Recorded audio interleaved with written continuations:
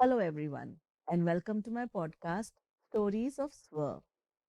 Swa is a Sanskrit word that means self, and so the podcast name translates to Stories of Self. My name is Dhira, and I'm a life coach and a transformation facilitator. In my experience of working on my own self first, and then for my clients, I have witnessed some brilliant, magical, empowering stories of transformation when we tap into our true self. In other words, when we refuse to accept ourselves as victim of our situation and take the responsibility of our own needs, that power is the true freedom we are all seeking. So join me to listen to such wonderful stories of self discovery, self empowerment, and self love. It is my intention that through these stories, someone finds that ray of light, that place inside them where their own power lies, and they also become their own hero. If you have found me, it is your sign that you are about to change your life yourself. So let's gear up and celebrate the stories of those who have found their inner power and rewritten the stories of their life, their own self. It was the year 2020, the month of January, when I came out of my cocoon stage. I had traveled through my own darkness to see my light. And from January, it was in April of the same year, which is 2020, when I decided to reach out to the world. I launched Swwayam with some home videos that I started shooting about the principles, about the things that I had learned about life. And the first person who came knocking on my door was Tanisha.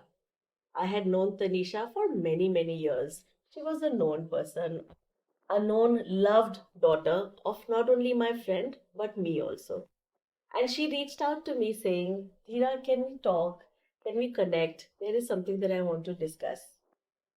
From that young girl that I met, I had seen her going through the throes of her ambitious life, going through her initial days of startup to where she is today.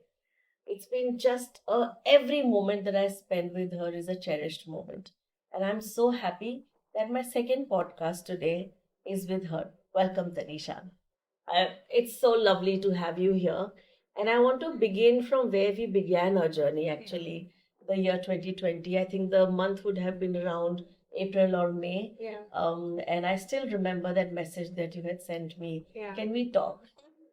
What was it then? What were things with you? What was happening with you? Uh, you know that famous dialogue from ये जवानी है दीवानी मैं गिरना चाहता हूँ दौड़ना चाहता हूँ बस रुकना नहीं चाहता हूँ. Oh, I think that was the first time it was a forced pause in life because COVID had hit. oh, And the 4 years before that, I was building EFG, my first startup. And it was a forced pause and how because I was actually at the cusp of taking purchase orders live across I think 120 stores at that time because it was the back to school period. So because our products were like for kids, I had purchase orders getting cancelled overnight and not on pause, overnight cancelled. There were salaries to go out. There was an inventory, like an entire warehouse filled with inventory to dispatch, and all of a sudden I had no money and a lot of inventory and a lot of salaries to pay. And I remember reaching out to you, and and it was also a journey, if I can say. yeah. I remember seeing you starting this startup practically from your living room, from designing the products your own self to then taking it to such heights where you were featured in Forbes, Yeah. and then coming to this stage where you were questioning the inventory that you had. Oh my God. So, what was your emotional, mental, every state of mind? What was going through? At that point, 2020, I remember starting the year, and I think it was either a tweet or some message I'd put out, and I was like, 2020 is my year. Like, it is my year. Because for me at that point, as a 23-year-old, I felt that was my peak. We were featured in Your Story, Forbes, Humans of Bombay covered as there were just a lot of publications interested in what we were doing, what EFG and I were up to, because it was 4 years building the startup. It was a great story that was rolling, right? Because it started out of a passion project to make extra pocket money, now has licenses from WB, Disney, selling to, Hamleys, Pantaloons, whatever of the world. And it was great. The peak was also great, and it really felt like my time has come. Yeah. Like, I felt if it wasn't for COVID, I was really feeling like on top of the world. Um, and then to all of a sudden have that pause was so scary, because I think initially I remember leaving that office like at that point in March of 2020. It was 14th or 15th of March when we said our byes to our people. We said, we'll be here in 2 months at max. I'll see you guys. We have so much work. We're going to work from home. To actually cut to short, I never saw that office again. I had to let go of everyone, and it was, you just don't know what life has in store for you. And that was literally that girna rukna wala moment for me, like from bas ruk jao. And while at that point it really felt like nothing's gonna get better, like this is it. I don't know how I'll come up from this. I don't know what life's gonna do. All those questions. To today, looking back 4 years later, saying while COVID was really unfortunate to the world, that was like one of the most important pivotal moments of my life as into turning into an adult. It was that moment that changed, I think, the way I'm looking at life. That made me stop running and made me start accepting my journey, or accepting who I am or what I want out of life, what is my purpose. I'm not that I want to make it sound that I have it all cleared out. I can show you recent messages with you or anyone to tell people how confused I feel even now. But at that point, as whatever that age was or whatever that moment was, it was, I think, one of those very pivotal moments that if I write my book or someone writes my book, will be like one of those points where that come in the first chapter of anything. So, Will you take us through what did you go through and how did you manage to come out of it? yeah. Um. So when COVID hit, like I mentioned, and I'll just say it again. Um. I had massive inventory worth 80 lakhs come down from China in the month of December, Jan. It had come down. And this inventory was to be dispatched across all of India, whatever the plans were. And when I say that, I meant the cost of the inventory, not what the selling price was. So at that point, I was really excited. It's gonna happen. And even when COVID hit, the first reaction was not that, oh, this is gonna be a pause. I was like, okay, this is gonna be for a few weeks, maybe max up to a month, because I remember it was a 3-week lockdown, right? And suddenly the 3 weeks became 3 months, 3 months became 6 months, 6 months became into a second wave. And I remember, I think it was within the first 2 months that I had even reached out to you. Honestly, the feeling was that I'll never come up from this. That I'm a 23-year-old with no savings. I have probably garnered a lot of debt in the process of starting this startup. Yes. For me, that moment was, everyone has that one chance at life. At least that's what I thought at the time, and I think I've messed it up. That was the feeling that this is it, right? Like, after this, I'm just gonna be a nobody, because that's how maybe empty I felt. Yeah, I remember us having those conversations in the middle of everything. And I know it took a lot of your diving deep into your own self to understand why it has happened, how it has happened, and what is it that you as a person can take away from it. Would you like to share some of those bits that you went through? If I want to divide it into two things, I think one was that I attached so much of my identity to my work that if I felt that my work was not working out, practically I was non existent, not even to myself, because that was the only thing that was a driving factor to my everyday, just what I'm working on, which is also why I believe VFG got that success, got that thrive moments, because of how invested, how much my energy flew into it today when I look back. The second was also, just the fear of money and the relationship I have with money that came up. That was just in front of me that I couldn't escape anymore. And I feel this was catching up over the years, but now it was just in my face that yeah, um you're attracting debt. You have so much inventory. You are not going to come out of this. Why is this happening to me? I'm going to have to go take up a job. I don't know. I had so many different thoughts at that point, and I had no. Today, of course, if something happens, you have some awareness point to start. At that point, I had no awareness point. I thought this is what life is, and this is what happens to people, and people deal with it. Like some of them, like you hear those stories from your parents that uske साथ तो ये हुआ था फिर वो कभी नहीं आया. You rarely hear stories about people who like had it hard, but then they came back 5 times stronger. So my was this हो गया अब तो बस यही पूरी जिंदगी इसमें कटने वाली है to come out of this, to evolve from this. So these were the fears I think that was just there and I couldn't ignore them anymore. Yeah. And a lot of time, what happens is, when the underlying belief is fear based somewhere, Yeah. and I have been through it my own self, um, that, maybe I did not value myself as much. So the kind of people I attracted towards me, Yeah. although they were very loving, they were like very caring for me, but I always felt that probably I'm not good enough for them. Yeah. And that is why the whole relationship then turned around. Yeah. So what I'm trying to say is that we could be at the peak of our career and we could be doing really, really well for ourselves. But if we are questioning it, because somewhere our own worth is attached to it, like you said, your own identity is attached to it. Yeah. Sometimes it catapults into something that you really don't want to see. How did you overcome these two fears that you mentioned about? Yeah. The other signs were always there. In fact, now that you were talking, and I just remembered the day the Forbes or one of the articles had come out, and everyone was all very kind. And there was just one person I think who sent me a WhatsApp message saying something very criticizing at that point, saying, why would you say that? Why would you say this? Like, that, stop gaining sympathy, or like, I remember it was a very critical line and they picked it out and, it was in front of me. And I remember it was an important day in my life that I may have or thought of that I've achieved something. And I remember crying that night. I remember that I forgot everything good. And in that moment was just that comment that kept playing in my head.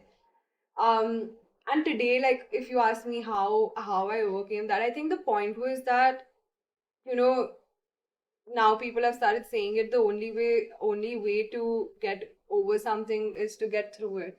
So I think while COVID was a pause, it was not a pause, it was a very long pause. You had no option but to sit with things because you were at home. It's not that you're escaping every day or doing anything. I remember we started talking at that time. I remember reaching out to you. I saw what you were doing. At the same time, you are also an entrepreneur, right? I thought you will understand me on that front. I had not even more than intention. I didn't have the full awareness also of the kind of work you were doing because you're so oblivious to it. 4 years ago, I mean it. I don't think people were so aware and how they are now. Like it's there everywhere thanks to like short format content. Um, we started talking to you and I randomly remember you told me this that okay, why don't you just write down all the beliefs that you have with money? And I was like, why is she making me do this? And it was actually that was the starting point of writing down my beliefs with money. And I think I remember I shared it the last time, but I wrote some things that I wasn't even aware of. At that point, I wrote things like you have to work very hard to make money. Uh, because my parents have struggled, and if I don't do well, I will also face struggle in life. If I don't make money, you know, ABC will happen. So I had a lot of those beliefs. I think they were 2 page on a Word doc belief on a normal font. Okay, so I remember doing that, and I'm just staring at it and thinking, even I didn't know that I felt this way, and that didn't explain anything to me except the fact that okay, there are some thoughts that you have about this. At that point, I didn't understand if they were blocks, what they were. Um, and then I started working on those beliefs, and honestly, I think I started questioning where they come from. I remember then we started the Heal Your Life conversation, and I started reading about it because the book reading came in slightly later. Um, and then I started asking myself, where does this come from? Where have I heard this? When did I hear this? Do I want to, dive deep into it? And it took a really long time. It wasn't that April May we spoke and like by June I was thriving. Yeah. I was, and when I say I mean now I openly say it that I had debt, and I can say this because I didn't just have some company debt or some bank loan. That I had those. I also had money that I had taken from my parents, family, and friends, and I felt very guilty. Even though everyone who put that money said it's business, whatever, you may lose, you may win, whatever. To me, that felt so personal, and that guilt, I think the guilt on top of all of that was the cherry on the top, just like kind of crumbling it down. So I sat with those beliefs, and in July, there was a moment when I realized we have to close EFG. It was out of nowhere. We started this conversation, these beliefs. I'm trying, like, yeah, sales, I'm pushing sales, I'm doing whatever, whatever. But in July, I was in a conversation with a friend at that point, and I kept that call. And I was awake till 4 a.m. and I was like, we'll have to shut this. This is not going to work. It was just a moment. There was nothing after that, no looking back. You just know sometimes that if you continue at this, you're going to fail or you're going to go further in the mud. But the point is now to cut this out. And that journey took from that July 2020 to the next entire year for me to overcome. And that took a lot of work in the form of like not just like saying affirmations. It also meant changing that I know that I'm capable of this. It was changing my inner dialogue with myself that my work is not my identity. Like I am also someone outside of this. Correct. My no matter, and I think you portray that because you want, and I think that also came from a place of like telling people that I exist or I am, I am. That was my I am was my work, and I had to change that. I had to find things that I enjoy because now I don't have money. I don't have much work because I'm planning to like now wrap this up and have difficult conversations with board of directors, with my partners at that point. And then it required me to change, like just accept who I am and accept my current situation, which is this. And I think just doing those small things led to like a big arc saying, okay, things are about to change. Yeah. And I remember, Tanisha, you were, I think, amongst the first few people that I know of who took to journaling very easily. And I know you are a very big, not only a fan of, but you are a practitioner of doing your gratitude journaling. You are very, very fond of doing your meditations. And so that those are things which hold us to the ground. Yeah. Did that help you in your journey of this 1.5 year, from the day you decided that you want to shut it down Yeah. to the day when it actually happened? Oh my God. Yeah.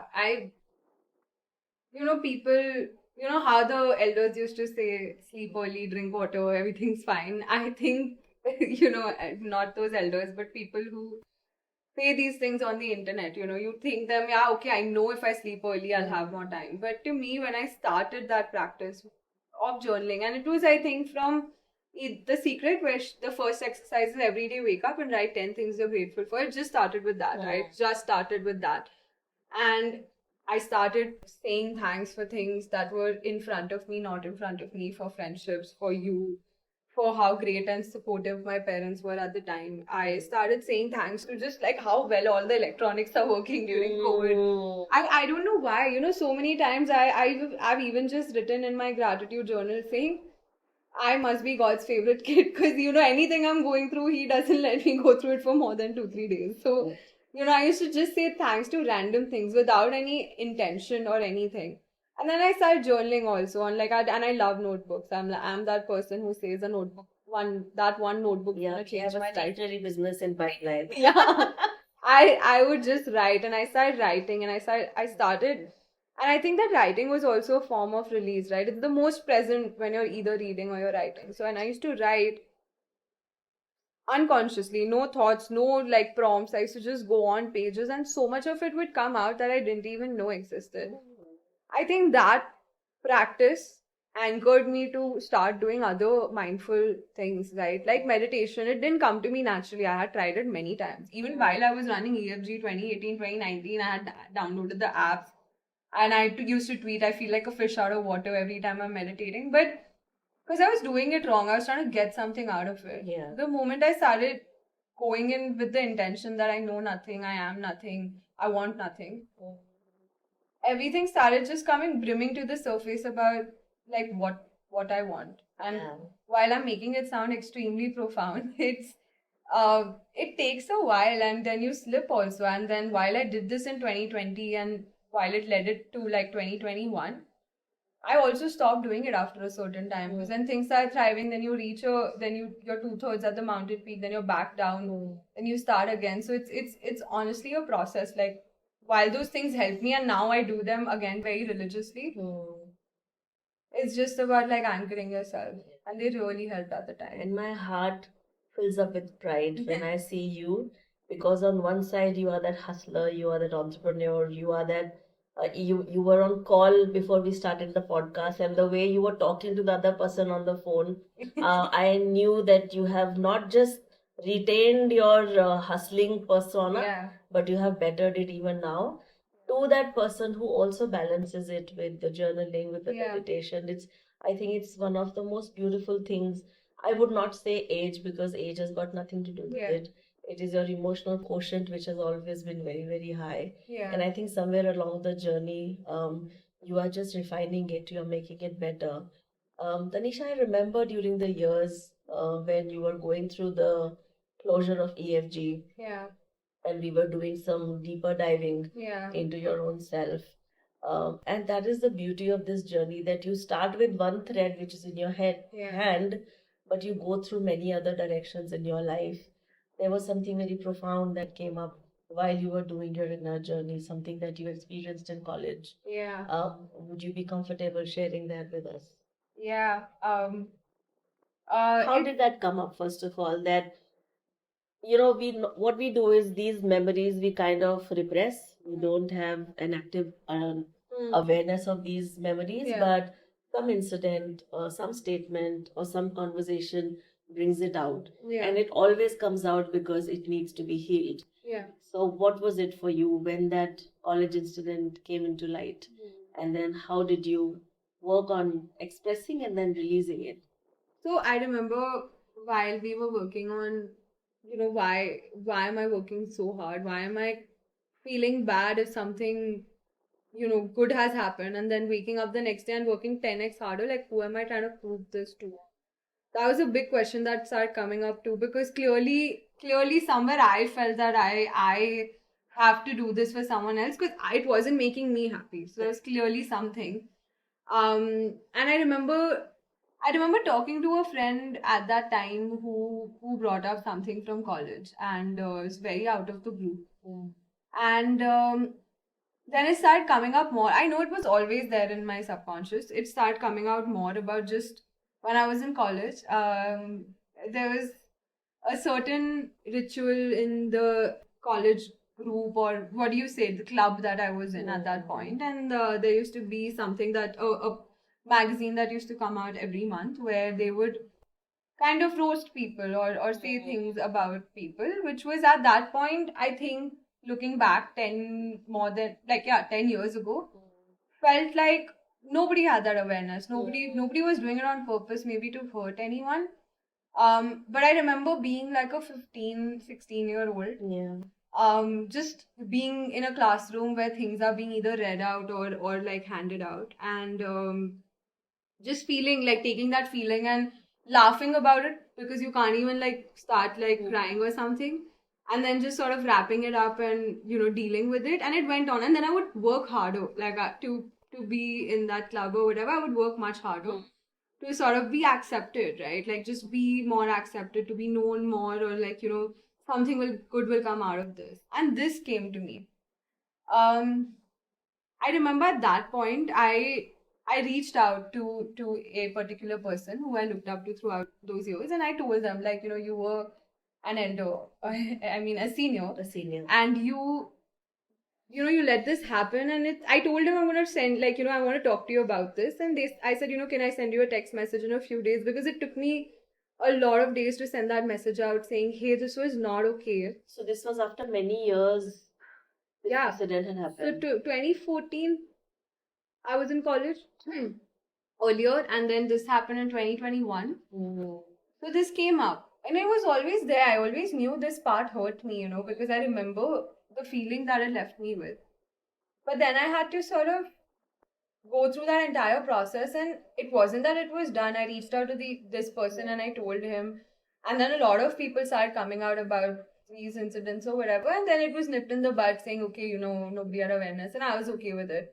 But it's so funny that you also brought this up, because last month or so I was just not feeling okay, and I was like, why am I so scared? Like, why am I always so scared? Like, what's gonna happen? And it came up again for me, and I remember just deep breathing, and I was like, I feel so scared, because till today I remember I don't have that article thing anymore. I do, but I don't even need to ever revisit it. I know exactly what is written, like in bold letters, what is where. I remember what seat I was sitting in the classroom when it happened. I remember who were there. I, in fact, remember what I was wearing, because I generally have proper blackouts from like past or whatever. So I don't know.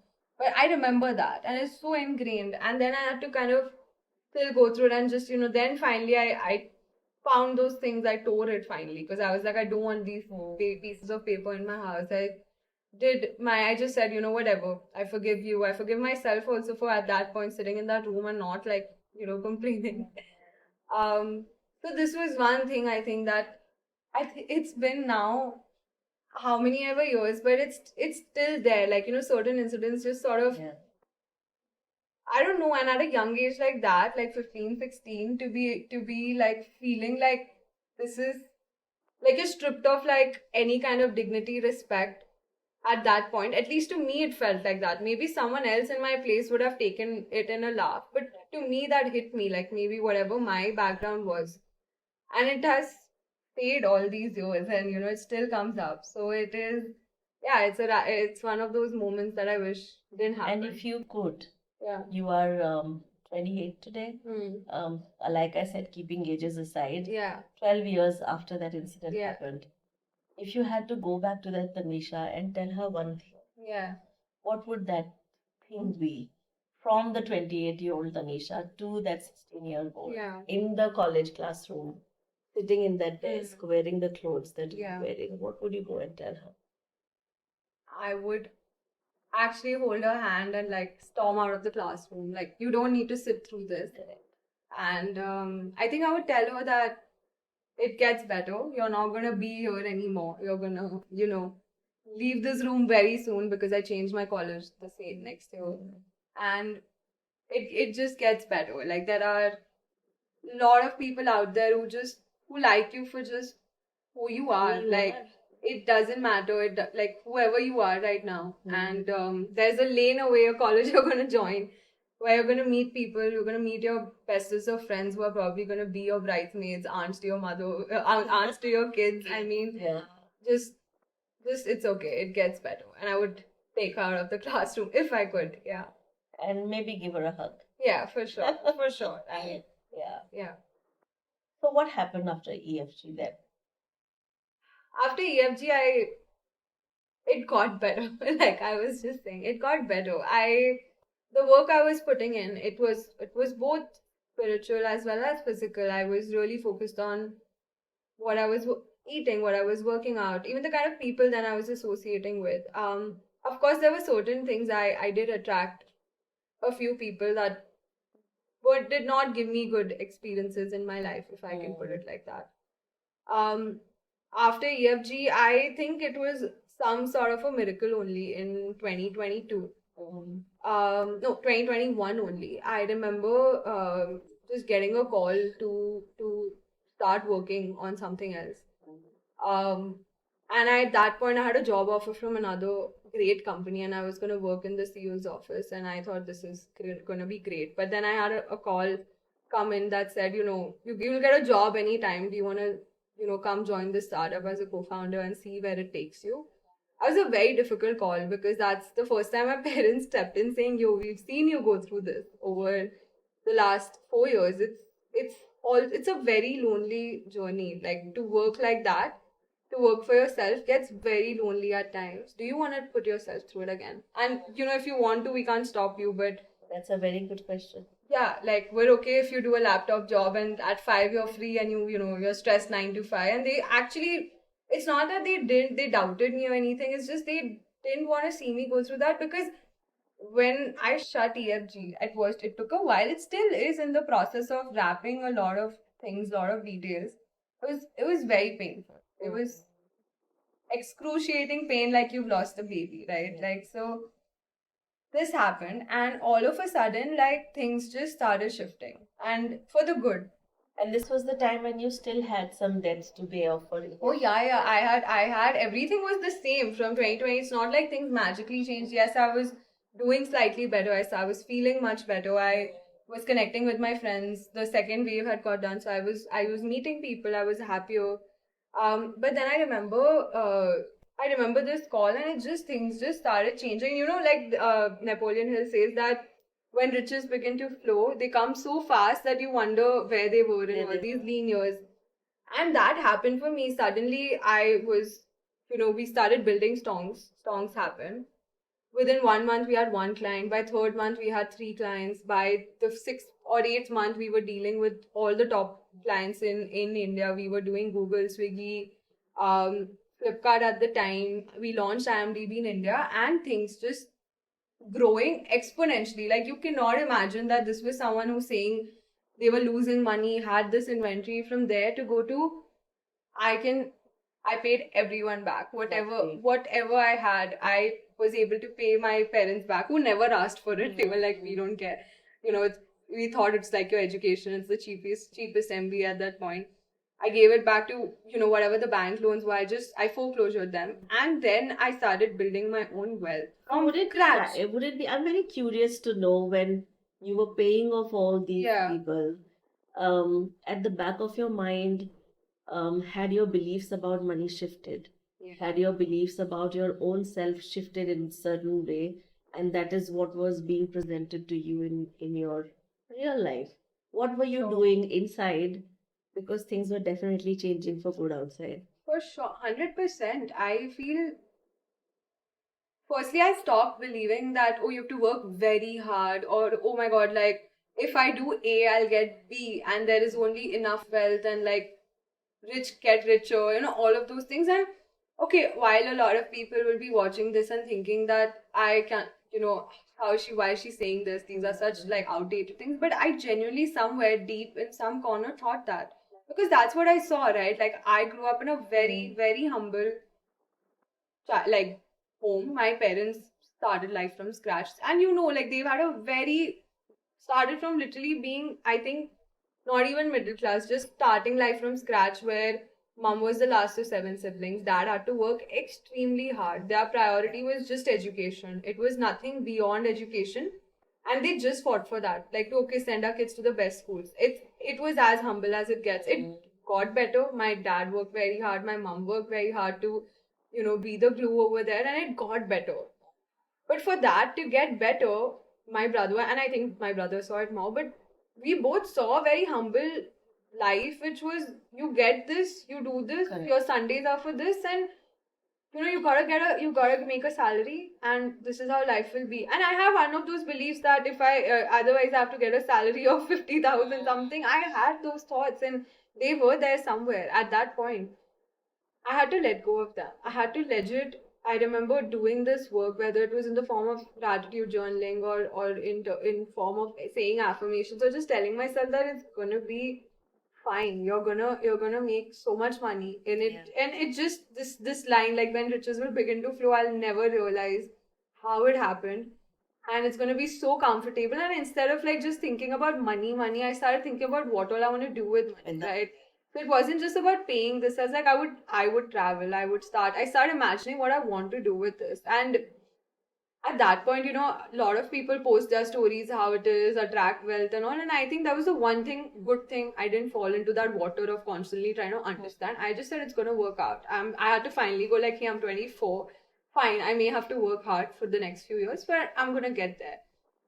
And I think after one point, I stopped repeating that, and it just became a part of me that I'm gonna get there, which sort of melted that. And then when it began to happen also at Stonks, it was not like some aha moment that, oh, I prayed for this. It just happened. It was like a flow. Like now you're here, you had this thing, now you're back to two-thirds of the peak, or you're getting there, and like now you'll flow. It was just that. And even today when I look back, I don't think I had a moment where I said, oh wow, like I prayed for this, or those lean years and they were tough. Now I'm just like, it was just all a part of getting me to where I need to be.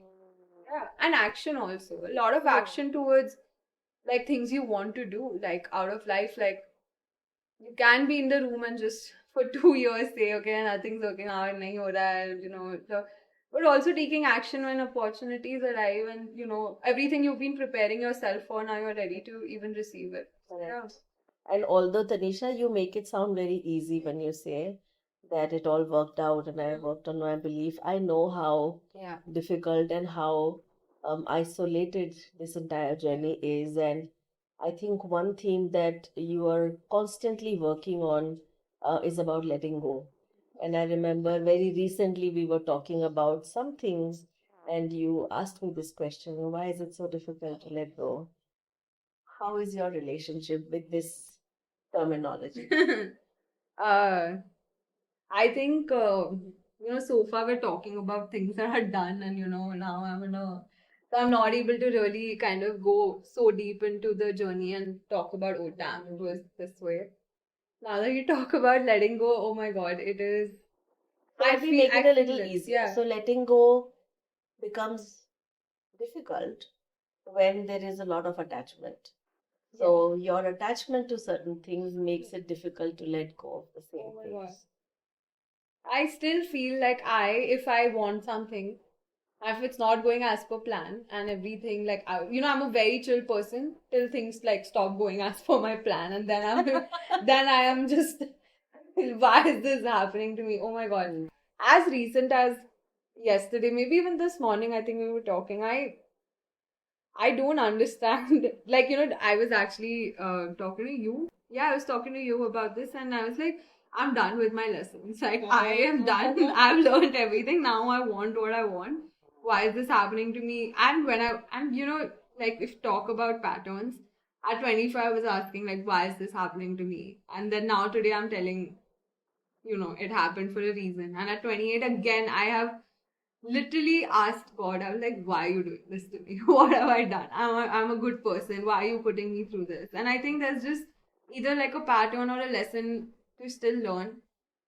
Letting go to me doesn't come easily. Like, while I have spoken about some part of my journey saying, oh, that happened. But like when I say that journey started in 2020 and then songs happened in October of 2021, and then things started really changing in 2022, it's a period, right? Like today, if you look back, it's some months, and it doesn't even that scares me now. That what if this letting go of this thing is gonna take so long? I feel a lot of pain. I feel a lot of resistance, if I can say, to like let go of and just trust the flow. Even now, even after I have seen how incredibly things can turn out, Yeah.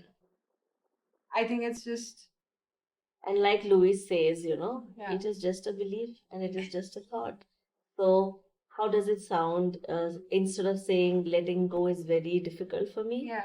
if you just say, letting go is easy for me. And like I said, when we attach ourselves to the outcome and when we stop enjoying the process, is when, letting go can be a little bit of a challenge. So, how does this sound to you that instead of looking at a particular outcome of wherever you are today, whatever part of your life you are in today, you just enjoy the process and allow the outcome to be the way it wants to be? Yeah. It's really funny that you said this because this morning I was packing, and I just wake up and I was like, God, give me a sign. And this card from my game, We're Not Really Strangers, fell, and it said, reminder, let go of your attachment to the outcome. And I believe in these signs, okay, when they come up to me. And what you're saying makes sense. And, while you're saying it, I just want to share that we know the theory now, thanks to, even if you fully not in indulged in any kind of inner work or anything, the theory now. Everyone knows the things thanks to the internet. But despite of that theory, and I have also believed I'm someone who's walked the road. Yes. Still, it can be very challenging and very difficult. And you go back to the basics. And I'm literally doing that now. I had, I think, a whole year where I think I wasn't really consistent, or I didn't show up at any of these practices. I was meditating as for convenience, as for journaling as for convenience. And now again, I'm back to this period in my life where I am waking up and I'm have a routine. Some things I'm doing are radical. And it was again, I think, a realization when I was talking to you, when I was like, I'm doing all of this, but nothing's working. And I'm like, but stop trying to, why are you doing this to make something work? Isn't this supposed to be a part of your daily thing? Like, since when did this becoming about finding an answer? And that was my moment saying, okay, girl, you gotta stop. And I think instead of saying it's easy for me to let go because it's still not feeling fully like it's coming to me, I've started saying this new theory. I'm like, I'm gonna let it be. Absolutely. I'm just gonna let it be. I'm willing to let it be, and I'll see how it happens. And I have that trust that honestly, like, things do work out. Like, things do get better. And I think my family, you, and myself also, I think we're all testimony to things do get better. Absolutely. If we want them to get better. Absolutely. This is a very, very big later part of the statement which says if we want it to get Yeah, if we wanted to get better. Because look, it's really fun, okay, to feel sad sometimes. Like, it's really nice to just sit in your pity party and just, like, like, remember Kanna from Queen just saying, Mera to itna life kharab ho gaya hai. Mere saath ye ho raha hai. And it's nice. It's nice to go through that. Yeah. But I guess the more fun part is actually, having your dreams and desires come to you and you come going to them. It's so much more fun, right? Like, while of course I've had days, as much as today I've been in the room, I'm like, I'm sleeping, I was not. And I've sat there for just hours thinking about something or the other. But then I also think about the time that I was able to turn all of these things and travel and see the world, which is something I always wanted to, but I just thought I won't be able to till like I'm 35 or something, when I'm wealthy enough and I can't afford this right now and I don't want to take money from my parents or anything. Today I'm like, okay, while this is what I'm feeling and I might feel this now or later, I know for a fact that there's just so much to see in the world. Absolutely. And I keep reminding myself, even in those pity moments, I know there's that one seed thought or one thread, like you said, that I'm holding on to, saying, it has to get better. It Like, has to. it And has to. sometimes what happens is in the chase of our dreams and goals, Yeah. we kind of miss the victories that we've had in the past. When you spoke about your scuba diving, I remember you went through a bad accident. Your leg was injured. Yeah. With that leg, where you have titanium plates now, Yeah. you're running 10K for 10 days. You're doing your scuba diving. I'm sure that was also a journey for you to overcome. I wouldn't say the pain, but the experience of being where you were. Yeah. Do you feel comfortable sharing about that? Yeah, this has come up even when we have spoken and I have brushed it off. But I remember this thing very clearly, that I was like, Dhira, did I attract my accident to me? Like, Yes. did I? And I told you that, there was a time, and this happened when I was in college, when I was in during those years. And I wanted to just be seen or whatever. And I used to be like, what if something happened to me or something? I used to have those thoughts, and I'm not saying that resulted into what happened, but I'm not gonna lie. Like, I used to sometimes feel very like unseen or unheard, and it was just all And me. sometimes most of the times, we subconsciously attract. Yeah. The things that we anyway wouldn't want, but it's all subconscious. Yeah. So I remember this also, that we discussed this, and so that accident also happened to me during these years only when this was happening.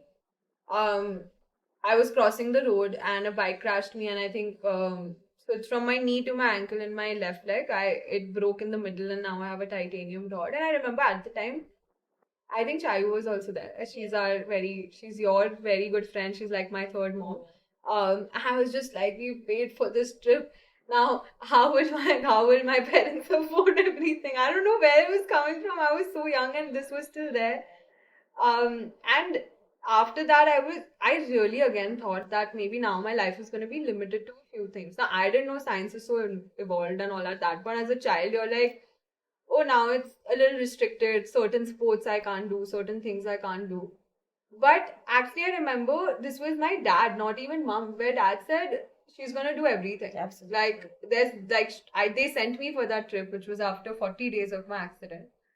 And they never let me even for a day believe that this accident means anything beyond the fact that it's an accident. And I think that was also something like, because they've lived on autopilot, they're like, these things happen, ho gaya, we get back to life. Like, they didn't put that pause, and I'm so grateful for it because over the years, I have never felt like it's anything except when I'm at the airport and they scan me and they're like, पैर में क्या है उसके अलावा feel नहीं होता कि याद भी नहीं रहता तो ऐसे कभी सोचा ही नहीं है so when I ran the 10 into 10 which was 10 kilometers for 10 consecutive days I remember the last day and I looked down at my watch and I was smiling that moment and the moment we reached the line where everyone was waiting I had tears in my eyes for two reasons. One, I didn't know I could do it. I don't know how, again, that 10 days, when you're in the process, you're doing it. When you get over it, you're like, how did I run How did 100 it happen? kilometers? Yeah. And then I remembered my leg that time and I said, like, I could do this with that. This had nothing, there's no bearing to something that happened to you many years ago. It doesn't have any bearing on that this is going to follow up for whatever you do. So yeah, that and then I also dive. I've will this year finish I think 50 dives in the last 4 years. I play my sports. I do everything as normal as and it has no bearing on whatever.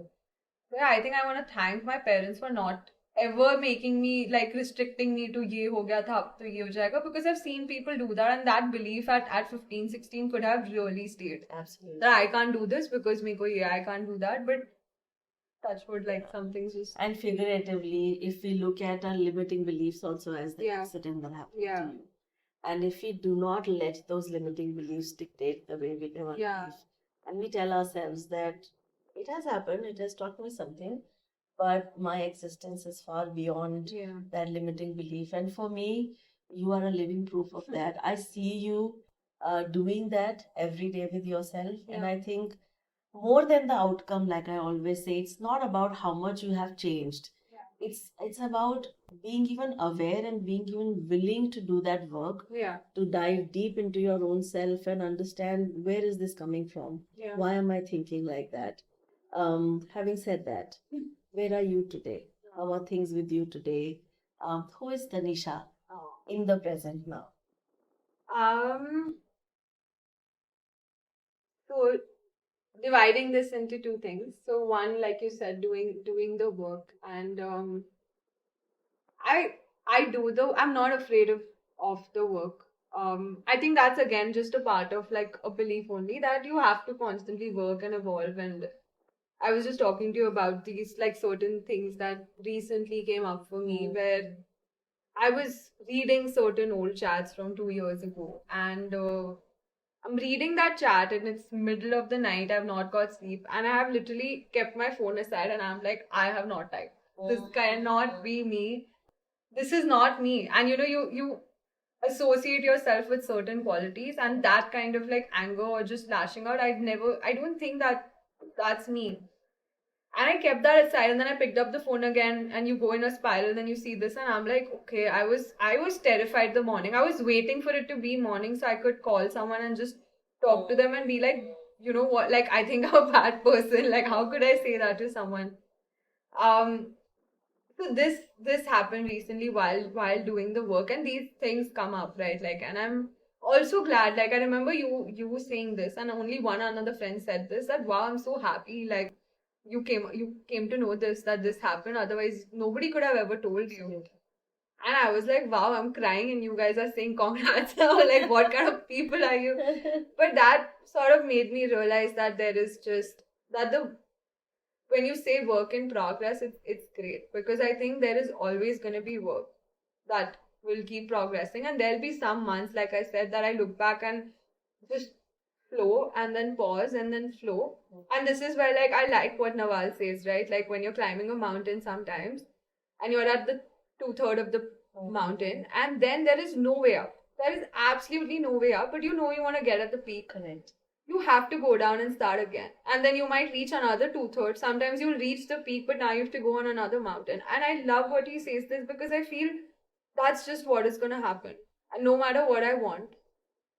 But having said that, sometimes you gotta just keep the work aside and say, you know what, I'm gonna let it be. Correct. It is what it is. And mean it. Don't just like say, which my current status is it is what it is, but what is it? What is the meaning in this? Why is this? Why? That's where I'm at. I've been asking myself so many questions. I've been asking people around me. Anyone I meet, I'll start asking them something, and I'm trying to find some meaning, some answers, or something. And I'm obviously not gonna get it because at this point I've cluttered myself with just 180 degree of people, not people, but just generally, even the kind of things you Google, you know, even they have an impact on you. Like, don't do that at night. Um, so that's where I'm really at. That I need to accept the pause that life has hit me, right? Like, because so Stonks is also wrapping up. It's already out there, so I can say it officially. Stonks is wrapping up again. Something that we built over 3 years, great clients, over a team of like 90 plus people. Then bringing it down to what it is now, and 31st December we wrap up the operations officially. And having that and having like a personal moment in my life just really fall apart right now combined. I'm like, I am at that two-third maybe or one-third or whatever it is, but I have to maybe go down and start again. Correct. And like while I'm not ready to get down that mountain and start again, I think I'm just stuck right now. Yeah. And that's where I'm at. And I'm doing the work, but I think what maybe the signs for me right now are just like stop, like just You're forget. probably enjoying being there at the two-third and saying, why do I have to go down? Yeah, like just let me find some rope. Maybe like God will send a staircase down. Maybe like the mountain will clear up. Like I'm doing actually, this is just coming to me while we are talking. But I'm literally just there and I'm like, I'm not ready to go down. I'm not ready to accept that I have to go down. Knowing very well that you may have to go down. Yeah, and I'm just not ready to, and that's really where I am. And maybe if we another like season 10 of this podcast, then you call me again. You know how you have recurring guests, and then I'll may have like a year from now something else to tell you. But that's I think just where life is at right now, and I think the one thing I think I'm just waking up every day, and I think is the first thing I try to tell myself is that everything will fall into place. It will fall into place because that's just the way of life. And while the rest of the day might not reflect on that one thing I say, but I'm hoping that soon that becomes my dominant thought. And then when things are falling into place, I've forgotten about that dominant thought. And that's just the one seed or one thought I'm holding on to, and I'm anchoring myself to that it does turn around. Things do turn around. And I'm very insanely blessed with the kind of people, parents, you guys, my friends, my girlfriends. Oh my god, the way people are showing up for me during this period, the way, the kind of love, money, everything I'm being blessed with, I have no idea where it's coming from because I'm not even asking for it. I don't think it's just there. And you said this, right? Like, yeah, okay, you're stuck on these 2, 3 things. So what about the 99 things that are working in the background? How about you blur the camera out, shift the focus onto something else? So I think I have to now shift the focus. Shift the perspective. Shift the perspective, shift the focus, and just truly believe that it's gonna work out. It's gonna be good. Whatever it is. And Tanisha, apart from meditation and apart from journaling, are there any other spiritual practices that you are drawn to in these present times or even in the past? Yeah, I think I wanna talk about one which I've started doing recently. And I used to shy away from it a lot. I would not I would not agree. I would not openly ever tell people if I was doing it, and that is praying. I have started praying recently, and you know how all the elders say, pray and everything will be okay. And while the truth for it will come out, but I enjoy praying. I enjoy that prayer that I say every day in the morning and in the night. And this started very cutely. Mom was here in Pune, and it was Navratri, so she said, "Do my diya every day." And I started doing it. First time I did it, and I would, because my mom has built a very beautiful mandir in her home. So I'd look at all the gods and I'd tell them, "My mom loves you, my dad loves you. You take care of them." And I would follow it up with a prayer for everyone I care about, everyone who's I know, not know to the world, to peace. And I have no idea. It was so much fun that I did it. And I said I'll do it once a day. I'm not going to do it twice. And I did it twice. Then she was not there for 3 days. I did it twice every day. And she would ask us like, "Haan, maine kar diya." So I would act very nonchalant. But I started looking forward to it. And now it's become sort of a practice. Like, whether I do it in her mandir or I do it in my room. And I think the peace I feel after those 10 minutes of just praying for whatever it is, not nothing for me, but just for people I care about, or whatever format it is. It brings me so much peace now. So yeah, I think we should, if you're inclined, you should try it out. There's no harm. Like, there's nothing to lose. You should do it. And But it is something that such a me. beautiful thing that you are somebody who does meditation as well as praying. Yeah, I'm also that person. yeah, But I get asked this question a number of times, and it'll be lovely for you to yeah. address it if you can. What is the difference in meditation and praying? I How do you feel? What is the difference that you personally yeah. feel? I think meditation is, again, how Nawal says it. I like to quote him. He says it's the art of doing nothing. Mm. I truly believe meditation is the art of doing nothing. It's not peace of mind, it's peace from mind. Again, something he says. While prayer, I think, is a conscious intention, something that you're trying to put out in the world. Or at least that's how I feel in the two practices that I do in the morning. That while I'm sitting for meditation, I am saying I know nothing, I am nothing, I want nothing. But when I'm praying, whatever it is, I'm doing it with intention, and I'm doing it with a lot of peace, and just something from within that's coming out in a very positive way, because you're never gonna, the thing is, both the activities when you do during meditation, it can still be very chaotic. It can be, and it can be very chaotic now, it can be chaotic years later, but with praying, it feels very peaceful. Yeah. And I think that's, for me, is the difference, that one is a practice and one might be an intention. Yeah. For me. So it is. And Tanisha, since we are in the podcast of Stories of Swa, which is basically stories of self, um, what do you think is the relationship that you have with your own self today? What is the theme that you think your life story has brought out to you into focus right now? And this will keep changing, like you said. I mean, today it could be this theme, 5 years down the line, the theme would have changed. So, your relationship with your own self, how has it evolved over the years? Yeah. And what do you feel is the dominant Right. message that you have received for your own self from your own life? I think the theme of life has been, uh, energy goes where, attention flows. Absolutely. That's what the theme of life has been. And also just remembering or knowing there's more to life. I think the theme of life has been more this, that there's more to life. Not the beliefs that you grew up with. Lot of beliefs, right? Money. I thought I would be arranged marriage by 23. I would have been packed and sent. Lot of beliefs. There's more to life than that. Like, there's more to life than how you grew up, what you saw, what you heard your parents say. Just that.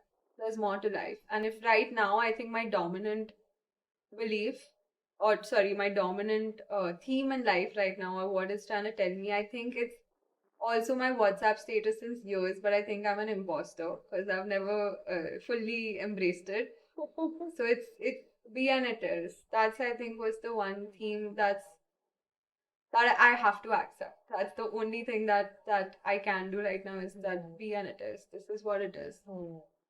Lovely. Cool. And how has your relationship with your own self shifted over the years, where you are today, Yeah. with respect to your own relationship with that Tanisha that lives inside of you? I think this is my favorite question. If you asked me this in the morning, I wouldn't have answered honestly. But while, because we're towards the end of this and what I'm feeling, I think one, I am definitely very proud of how far I've come. So when people say it, it's very hard for me to like take compliments. We were on a trek and someone said something really nice about me. After talking to me for 10 minutes, they offered me a lot of money to start something. They were very kind. And they said something like, I know one day I'm going to see you in one of these lists. And I was like, they're like, no, take that compliment. No, be proud of yourself. And I do feel that sitting here right now across you, the journey I've had with you for the last 4 years, you've been such a huge part of it. And I think it takes a lot of pride to say that in front of you, that I am proud of how far I've come. And even this moment right now, how proud I feel for the way I'm handling or navigating things through. Because it's not been my favorite phase right now. I've stopped using bad terms. It's my conscious decision. It's not my favorite phase right now. Um, but I'm really full of grace and gratitude on the way I'm dealing with it right now. And the relationship I have with myself, I think I'm getting there. Like, I accepting and embracing new parts of myself, like that girl who just sent those text messages 2 years ago, and I'm like, that's not me.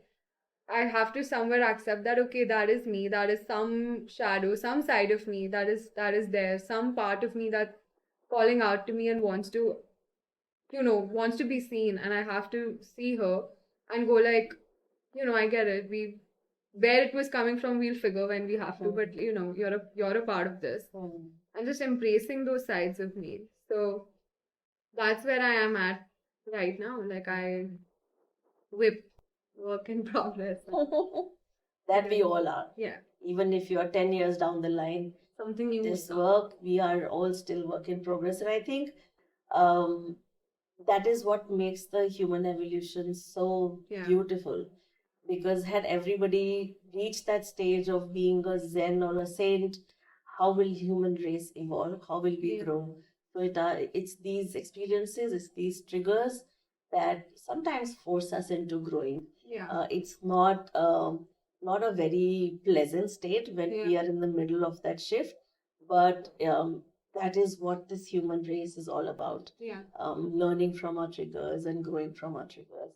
And thank you so much for so generously sharing your story with us. It means a lot. Yeah. And to the viewers, I want to say that she might have made it sound very easy, but I do know that the inner work that she has done on herself, it's not just discipline or commitment. It is a lot of love that she carries for herself, that she has been able to be, two spectrums of a rainbow, a hustler and an entrepreneur. I think I will always be impressed with that.